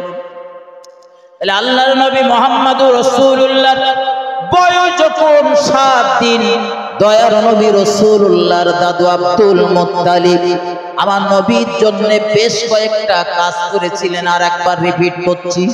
1 নাম্বার, বিশ্ব নবীর মাথার চুলগুলো নেড়া করা হলো, কর্তন করা হলো। আর আমার সমাজে এখন বর্তমানে কচি কাঁচা হলি 40 দিন মাথায় আর তাই হয়তো বলে কচি মাথা, নরম মাথা কেটে মিটে যায় কিনা, আরো কত কি বলে, সেগুলো আর বললো না, মাইক বলে। হযরত রাসূলের হাতে পায়ের নখগুলো কাটা হলো। দয়ার নবী রাসূলুল্লাহ সুন্দর একটা অর্থবোধক নাম দেওয়া হলো, 2টো নাম। ও বাবাজি ভাইজানের একটা নাম দিয়েছিলেন মা, আর একটা নাম দিয়েছিলেন দাদু। 2টো নাম রেখেছিলেন। ও আমাদের অনেক কচির এরকম আছে, দাদু নাম রাখে একটা, নানা রাখে আর একটা, মা আবার একটু আদর করে আবার একটা অন্য নাম বলে ডাকে, আছে না নেই? আল্লাহর নবী মুহাম্মদুর রাসূলুল্লাহ 7ম দিনে আকিকা করা হলো। ও বন্ধুরে, আল্লাহর হাবিব সাল্লাল্লাহু আলাইহি ওয়াসাল্লাম মায়ের কোলে তিল তিল তিল তিল করে লালন পালন হচ্ছিলেন, এইভাবে বড় হচ্ছিলেন। রাসূলের বয়স যখন 2 মাস, এই 2 মাস পর্যন্ত নবী 2জন মহিলার দুধ পান করেছেন। 2জন মহিলার, একজনের নাম আমার রাসূলের আম্মা জান আমিনা, রাসূলের আপন মা। দ্বিতীয় আরেকজন মহিলার দুধ রাসূল পান করেছিলেন। ওই মহিলাটার নাম হলো রাসূল পরিবারের দাসী সুয়াইবিয়া। এই 2জনের দুধ মুহাম্মদুর রাসূলুল্লাহ পান করেছিলেন 2 মাস পর্যন্ত। 2 মাস থেকে 2 বছর পর্যন্ত মুহাম্মদুর রাসূলুল্লাহ আরো একজন মহিলার দুধ পান করেছিলেন। সেই মহিলাটার নাম হলো হযরত হালিমাতুস সাদিয়া রাদিয়াল্লাহু তাআলা আনহা। একটু মহব্বত করে বলুন সুবহানাল্লাহ। মুহাম্মদুর রাসূলুল্লাহ সর্বমোট দুধ পান করার পিরিয়ডে 3 জনের দুধ পান করেছেন। আমার ভাই বাবাজিরা আমার, আল্লাহর নবী মুহাম্মদুর রাসূলুল্লাহর দুধ মাতার বাড়ি হলো তায়েফ নগরীতে। কোথায় বলেছি? কেউ কেউ বলে যে রাসূলের দুধ মাতার বাড়ি হলো মদিনায়, বলে না? কানের মধ্যে মুখে আসে বলে ফেলে, হয়তো মুখ বসকে বলে ফেলে টানা। অথচ রাসূলের দুধ মাতার বাড়ি মদিনাতে না, রাসূলের দুধ মাতার বাড়ি হলো তায়েফ নগরীতে। যদি বলেন প্রমাণ দেন, প্রমাণ নেন। যেদিন আমার আপনার নবী, নূর নবী মুহাম্মদুর রাসূলুল্লাহ সাল্লাল্লাহু আলাইহি ওয়াসাল্লাম মক্কার মানুষদের অত্যাচারে জুলুমে অতিষ্ঠ হয়ে আল্লাহর নবী যেদিন হিজরত করেছিলেন ইয়াসরিবের ভূমি, ওই ইয়াসরিবের জমিনে আল্লাহর নবী হিজরত করার আগে মক্কার জমিনে রাসূলের থাকা যখন অত্যন্ত কষ্টসাধ্য হয়ে উঠছিল, বিশ্ব নবী মুহাম্মদুর রাসূলুল্লাহ তায়েফ সফরে গিয়েছিলেন। কেউ কেউ বলে যে নবী তায়েফ সফরে গিয়েছিলেন কলেমার দাওয়াত দিতে। আমি বলি বন্ধু, আল্লাহর নবী শুধু তায়েফ সফরে কলেমার দাওয়াত দেওয়ার জন্য যায়নি। শুধু কলেমার দাওয়াত না, সাথে আরেকটা বিষয় লুকিয়ে রয়েছে, অনেকে জানে না তাই বলেন। আল্লাহর নবী যখন দেখছিলেন মক্কার নেতাগুলো সব চরম বিরোধিতা করতেছে রাসূলের, নবী দেখতেছেন নেতা কিছু আমার পাশে থাকা লাগবে, শক্তি থাকার দরকার আছে। লড়াই করতে গেলে রাজনৈতিক ভাবে আল্লাহর নবী সাল্লাল্লাহু আলাইহি ওয়াসাল্লাম এজন্য তায়েফ নগরীতে চলে গেলেন তায়েফের নেতাগুলোর কাছে। মক্কা থেকে মদিনার দূরত্ব 500 কিলোমিটারের রাস্তা, আর মক্কা থেকে তায়েফের দূরত্ব খুব বেশি না। আল্লাহর নবী তায়েফ নগরীতে গেলেন। তায়েফের নেতা মোড়ল মাতব্বরদের ডেকে ডেকে বললেন, আমার ভাইয়েরা, আমি আল্লাহর দ্বীনের প্রচার প্রসার করব। মক্কার নেতারা আমার উপরে জুলুম করছে, অত্যাচার করছে, অবিচার করছে, গাল বন্ধ করছে। তোমরা আমায় সাহায্য করো, আমার পাশে দাঁড়াও, আমার একটু সহযোগিতা করো। তায়েফ নগরীতে আমার একটু আশ্রয় দাও, আমি এখান থেকে কলেমার প্রচার প্রসার করব। তায়েফের নেতাগুলো, বেশ কিছু নেতা আমার নবীকে আশ্বস্ত করলেন, মুহাম্মদ সাল্লাল্লাহু আলাইহি ওয়াসাল্লাম, দেখছি কি করা যায়, চিন্তা করবেন না। আর নেতা গুলো বাসা, আমার দেশেরও কিছু নেতা আছে ঠিক এরকম, কোন একটা সমস্যায় পড়ে আপনি গেলেন, হয়তো কাজও করে দিতে পারবে না, তারপরে বলবে ঠান্ডা হন, আমি রয়েছি তো, টেনশন করতে হবে না। আল্লাহর হাবিব সাল্লাল্লাহু আলাইহি ওয়াসাল্লাম এই যে তায়েফের নেতাগুলোর কাছে গেল, নেতারা সব বুড়ো, নেতাগুলো বুড়ো। এখানে আর একটা কথা বলে রেখে আমি বলো, আপনাদের বলতেছে না, আল্লাহর নবী বলেছেন, আমি মুহাম্মদ সাল্লাল্লাহু আলাইহি ওয়াসাল্লাম আমার চরম বিরোধিতা যারা করেছে সব কটা বুড়ো। সব কটা কি? সব কটা বয়স প্রবীণ যারা, তারা রাসূলের চরম বিরোধিতা করেছে। আমি বলতেছি না, বলো নবী বলেছেন। আমরা যারা সেই বয়সে রয়েছি সাবধানতার সাথে জীবন অতিবাহিত করব, আমাদের পা যেন স্লিপ না খায়। আল্লাহর নবী বললেন, ও সাহাবারা, আর আমি রাসূলুল্লাহ আমার সব থেকে যারা বেশি সহযোগিতা করেছে, আমার পাশে দাঁড়িয়েছে, ইসলামের প্রচার প্রসার করার সহযোগিতা যারা করেছে, তারা হলো সমাজের যুবকেরা। এজন্য রাসূল যুবকদের মহব্বত করতেন। যুবকদের দ্বারাই অনেক কাজ আল্লাহ করিয়ে নেয়, যা মুরব্বীদের দ্বারাই হয় না। ঠিক না ভুল কথা বলে?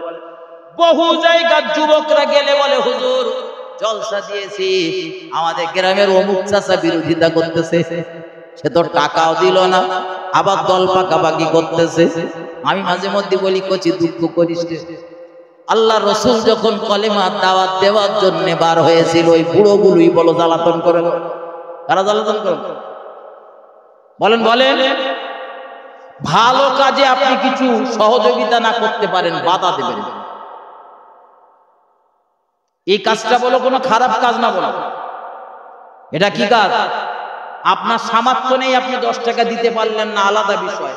হাসি মুখে বলে দেন, বলছি আমার কাছে পয়সা কড়ি নেই, আমারে তোরা ক্ষমা করে দে, যদি আমার কাছে কিছু আসে তা দিয়ে আসবেন। ওরা কি আপনার গর্দান উড়িয়ে দেবে নাকি? কিন্তু কেন বিরোধিতা করেন? বিরোধিতা করে কি হবে ওসব দে। হ্যাঁ, মানে গ্রামে যখন ফাংশন হয় চাচা, তোমার মুখে তখন কি হয়? তখন কি হয়? তখন তো একবার বলো না, ফাংশন দেবি না গ্রামে, তখন বলো চাচা একবারও নি। কারণ চাচা তখন সুযোগ খোঁজে, দাড়ি টাড়ি গুলো ঢেকে ওখানে যাওয়া যায়। ঠিক বলতে না ভুল বলতে? তবে সব চাচা। আমার ভাই বাবাজি ওই মক্কার নেতাগুলো রাসূলের চরম বিরোধিতা করত, বুড়োগুলো। আবার ওই বুড়োগুলোই লুকিয়ে লুকিয়ে আমার নবীর কোরআন তেলাওয়াত শুনতে যেত। আমার ভাই ও বাবাজিরা আমার, মুহাম্মদুর রাসূলুল্লাহ সাল্লাল্লাহু আলাইহি ওয়াসাল্লাম ওই তায়েফ নগরীর নেতাগুলোর কাছে সাহায্য চাইলেন। তারা সাহায্য তো করলো না, বরং ছোট ছোট বাচ্চাদেরকে রাসূলের পিছনে লেলিয়ে দিল। ইতিহাস আপনাদের জানা, আমি বলবো না, শুধু একটা পয়েন্ট শুধু মাথায় রেখে দেন। আল্লাহ নবীকে যখন তাইফের ছোট ছোট বাচ্চারা কাকর আর পাথর ছুঁড়ে ছুঁড়ে মারতেছিলেন, দয়ার নবীকে উন্মাদ ভেবে পাগল ভেবে আমার নবীর উপরে অত্যাচারের ইস্তিমার রুলাত যখন তারা চালাচ্ছিল, আল্লাহর নবী মুহাম্মদুর রাসূলুল্লাহ সাল্লাল্লাহু আলাইহি ওয়াসাল্লাম ওই বাচ্চাদের আক্রমণ থেকে বাঁচার জন্য দ্রুত গতিতে চলছিলেন। ঠিক এরকম একটা সময় কেউ একটা গিয়ে ওই তায়েফের বিদুষী রমণী হযরত হালিমাতুস সাদিয়ার কাছে সংবাদ দিলেন, ও বোন হালিমা রে, ছোটবেলায় যে বাচ্চাটা তোমার কোলে দুধ পান করেছিল, মুহাম্মদ সাল্লাল্লাহু আলাইহি ওয়াসাল্লাম নামে সেই বাচ্চাটা, মক্কা নগরীতে যার বাড়ি, যার দাদু ছিল কাবার মুতাল্লি, মনে হয় সেই ছেলেটা তায়েফ নগরীতে এসেছে। দেখতে তো মনে হলো হুবাহু সেই ছেলেটা, আবার নামও বলছে নিজের নাম মুহাম্মদ। ও বোন রে, তায়েফের ছোট ছোট বাচ্চারা পাগল ভেবে ওই ছেলেটাকে পাথর ছুঁড়ে ছুঁড়ে মারতেছে। আল্লাহ রাসূলের দুধ মাতা ঘরের ভিতর থেকে পাগলিনীর মতো বাইরে বেরিয়ে এলেন আর দৌড় শুরু করলেন তায়েফের রাস্তায়। তায়েফের রাস্তাঘাট মুখরিত করে ফেলতেছিল।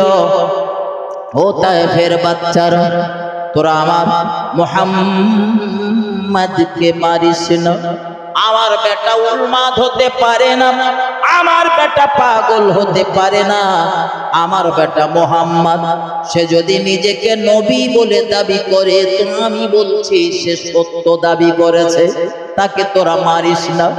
আল্লাহর হাবিব সাল্লাল্লাহু আলাইহি ওয়াসাল্লামকে মারতে বাচ্চাদেরকে যিনি নিষেধ করছিলেন তার নাম কি?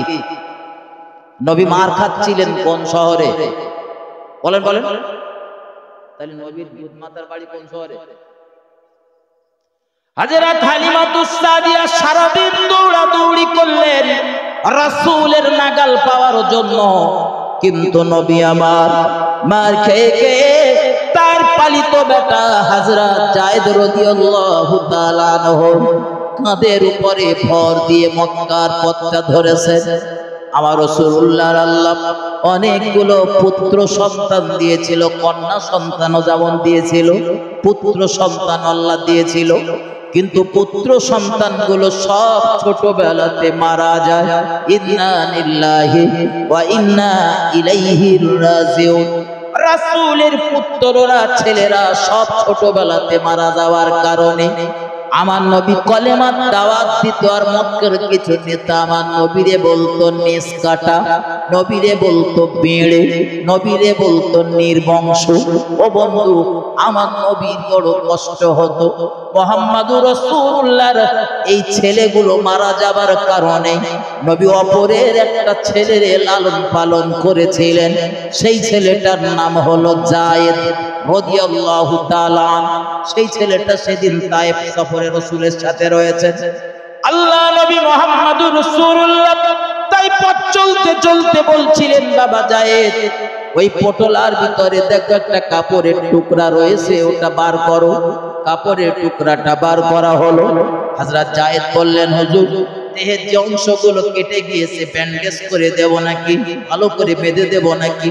নবী বললেন, যায়েদ, কত জায়গায় তুমি ব্যান্ডেজ করবে, কাপড়ে তো কুলাবে না। একটা কাজ করো, এই কাপড়ের টুকরাটা দিয়ে আমার দেহে যে রক্তগুলো বার হয়ে আসছে, ওই রক্তগুলো তাড়াতাড়ি মুছে ফেলো।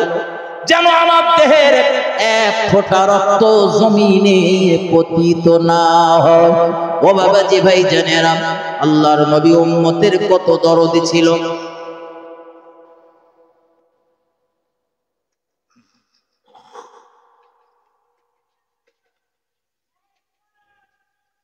মুহাম্মাদুর রাসূলুল্লাহ সাল্লাল্লাহু আলাইহি ওয়াসাল্লাম কত দরদি ছিলেন উম্মতের।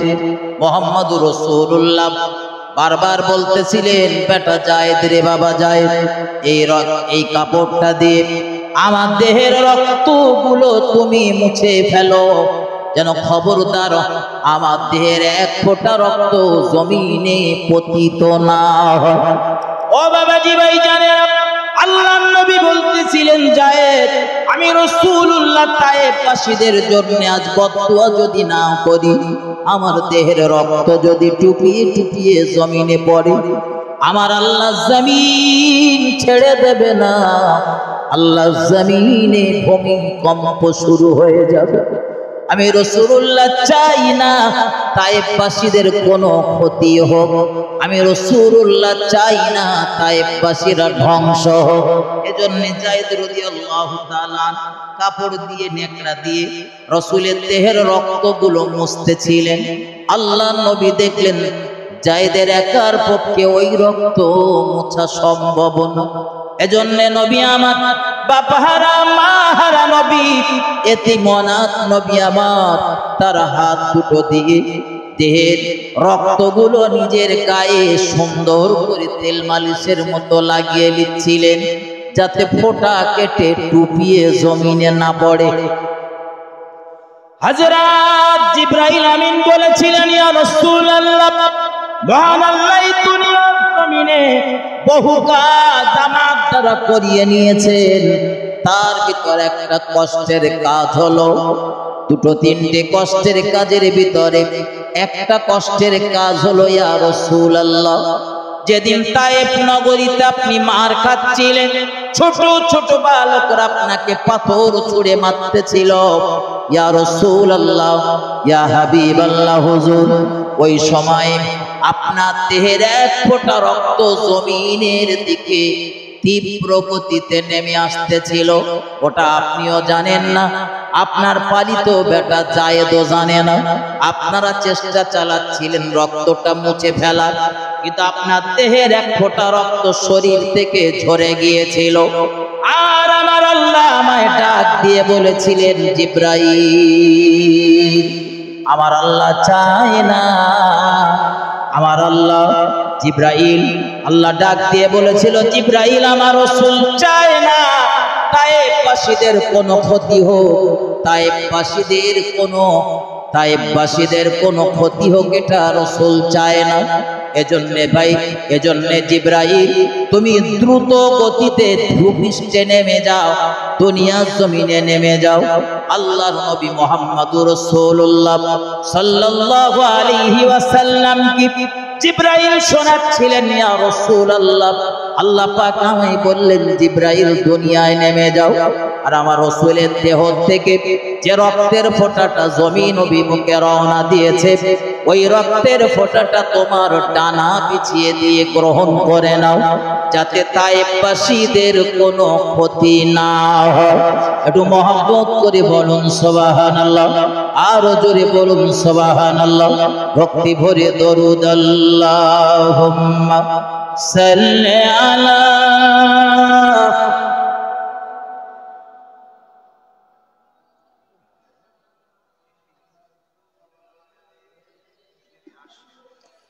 ওয়ালা আলি সাইয়্যিদিনা।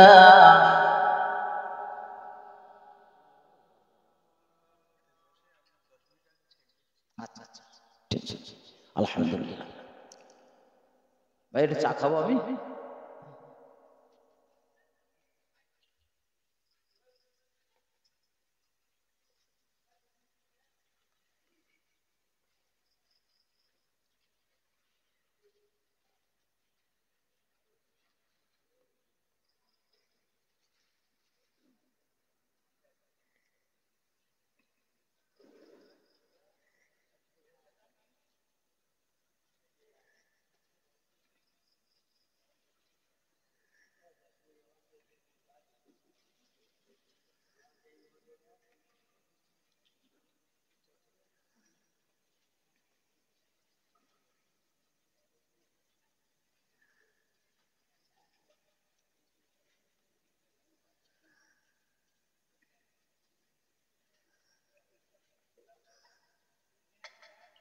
ভাই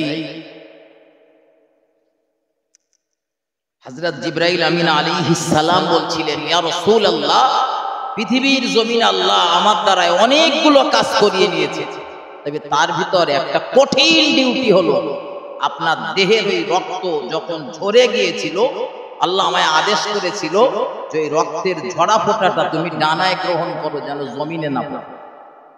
জমিনে পড়লে আমি না চাইলেও আমার জমিন ছেড়ে দেবে না। হযরত জিবরাইল আমিন বলছিলেন, ইয়া রাসূলুল্লাহ, অত্যন্ত দ্রুত গতিতে পৃথিবী পৃষ্ঠে আমি নেমে এলাম, আর আমার ডানা দুটো আপনার দেহের নিম্ন দেশে বিছিয়ে দিলাম। একটু মহব্বত করে বলুন সুবহানাল্লাহ। আর আপনার দেহের ওই ঝরা রক্তটা আমার ডানার উপরে পতিত হলো। আল্লাহ তায়েফবাসীদেরকে হেফাজত করলেন। আরো জোরে বলুন সুবহানাল্লাহ। আমার ভাই বাবাজিরা, আমি আপনাদের শোনাচ্ছিলাম আল্লাহর নবী মুহাম্মদুর রাসূলুল্লাহ সাল্লাল্লাহু আলাইহি ওয়াসাল্লামের দুধমাতা হালিমাতুস সাদিয়ার বাড়ি হলো তায়েফ নগরীতে। মুহাম্মদুর রাসূলুল্লাহ 2 বছর ধরে তিনি দুধ পান করেছিলেন, একটি বর্ণনাতে রয়েছে। অপর আরেকটি বর্ণনাতে 2 বছরের কয়েকটা দিন কম তিনি দুধ পান করেছিলেন হালিমার গৃহে। এরপর হালিমা আল্লাহর নবীকে রাসূলের আম্মা জানের কোলে তুলে দিয়েছিলেন, কিন্তু পথের মাঝে তিনি চিন্তা করতে করতে যাচ্ছিলেন, এই বাচ্চাটা আমার ফ্যামিলিতে আমার ঘরে আসার পরে আমি বিরাট পরিমাণে বরকত লাভ করতে পেরেছি, আজ এই বাচ্চাটাকে ফেরত দিলে না জানি আল্লাহ পাক আবার আমার কাছ থেকে বরকত উঠিয়ে নেয় কিনা। এই চিন্তা ভাবনাতে সংকল্প করলেন, আর রাসূলের আম্মা জানের কাছে গিয়ে বললেন, বোন আমিনা, বাচ্চাটার অনেকদিন লালন পালন করতেছি, বাচ্চাটার প্রতি আমার স্নেহ ভালোবাসা মহব্বত জন্মেছে, যদি কিছু না মনে করেন আরো কিছুদিন যদি আমার কাছে দিয়ে রাখতেন না, আমি হালিমাতুস সাদিয়া খুশি হতাম। মক্কায় তখন একটা মহামারী দেখা দিয়েছে, ভয়ঙ্কর রূপ ধারণ করেছে। রাসূলের আম্মা জান আমিনা আল্লাহ রাসূলের দাদুর সঙ্গে আলোচনা করলেন। এই আলোচনা করে আল্লাহর নবী মুহাম্মদুর রাসূলুল্লাহ সাল্লাল্লাহু আলাইহি ওয়াসাল্লামকে হালিমাতুস সাদিয়ার কোলে তুলে দেওয়া হয়েছিল। বিশ্ব নবী মুহাম্মদুর রাসূলুল্লাহ এই হালিমাতুস সাদিয়ার কোলে যখন লালন পালন হচ্ছিলেন, একটু আমার দিকে ধ্যান দেন, হযরত মুহাম্মদুর রাসূলুল্লাহ সাল্লাল্লাহু আলাইহি ওয়াসাল্লামের বয়স তখন 4 বছর, অপর আরেকটা বর্ণনায় 5 বছর। আল্লাহর নবীর বক্ষ বিদারণ হলো, সিনা চাক হলো। বিশ্ব নবীর জীবনে সর্বমোট সিনা চাক হয়েছিল 4 বার। সারা জীবনে 4 বার রাসূলের সিনা বক্ষ বিদারণ করা হয়েছিল, অপারেশন করা হয়েছিল। বিশ্ব নবীর জীবনের প্রথম সিনা চাক হলো, রাসূলের বয়স তখন 4 বছর। আল্লাহর নবী মুহাম্মদুর রাসূলুল্লাহ দুধমাতা হালিমাতুস সাদিয়া বলেন, দুনিয়ার মানুষেরা, ছোট ছোট বাচ্চারা আমার কাছে দৌড়ালো, আর আমার নিকটে এসে আমায় ডাক দিয়ে বললেন, ও হালিমা, তোমার দুধ বেটা মুহাম্মদ সাল্লাল্লাহু আলাইহি ওয়াসাল্লাম তিনি বুঝি মারা গেছেন, ইন্তেকাল করেছেন, মনে হয় নিহত হয়েছেন। আমি আর আমার স্বামী পাগল আর পাগলিনীর মতো দৌড়াতে লাগলাম, ছুটে ছুটে ছুটে ছুটে গেলাম। ও বাবাজি ভাই জানেরা, রাসূলের দুধমাতা হালিমাতুস সাদিয়া বলেন, গিয়ে দেখলাম আল্লাহর হাবিব পাহাড়ের পাদদেশে বসে রয়েছেন মনটা মলিন করে। বিশ্বনবী দুধমাতা বলেন, ওখান থেকে রাসূলকে বাড়ি আনলাম, সেবা শুশ্রূষা করলাম, এরপর রাসূলকে তার মায়ের কোলে ফেরত দিলাম।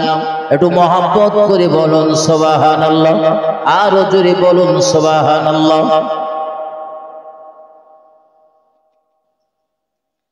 আমার ভাই, আমি আলোচনা এ পর্যন্ত রাখছি।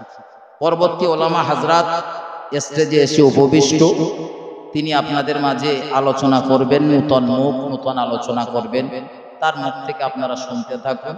আর আমি তো যখন স্টেজে উঠেছিলাম একদম সামনে 2-3 জন। এখন তবে একটা আলোচনা করার মতন একটা পরিবেশ হয়েছে। বক্তার বক্তৃতা ভালো হওয়ার জন্য দুটো জিনিসের প্রয়োজন। কি কি বলেন দিন? এক, প্রচুর পরিমাণে শ্রোতা থাকতে হয়, শ্রোতাগুলোরে হতে হয় চাঙ্গা। 2 নাম্বার, মাইক সেট থাকতে হয় খুব সুন্দর। মাইক সেট যা রয়েছে যথেষ্ট ভালো। কিন্তু আমি স্টেজে ওঠার সময় শ্রোতার অবস্থা ছিল খুব খারাপ। আল্লাহ এখন তবু কিছু মানুষজনকে এনে বসিয়েছেন, আমার ভাইয়ের আলোচনা করতে সুবিধা হবে। এখনো যারা দূরে দারাজে রয়েছেন, বাড়িতে রয়েছেন, আমি সকলের কাছে নিবেদন করব, আপনারা মজলিসে এসে বসুন, আমার জন্য দোয়া করুন, আমি আপনাদের জন্য দোয়া করব। আল্লাহ মৌকা দিলে আবার আসবো, সেদিন কিছু নতুন কথা শোনানোর চেষ্টা করব। ওয়া আখিরু দাওয়ানা আনিল হামদুলিল্লাহি রাব্বিল আলামিন। আসসালামু আলাইকুম ওয়া রাহমাতুল্লাহি ওয়া বারাকাতুহু। ভক্তি ভরে দরুদ শরীফ আল্লাহুম্মা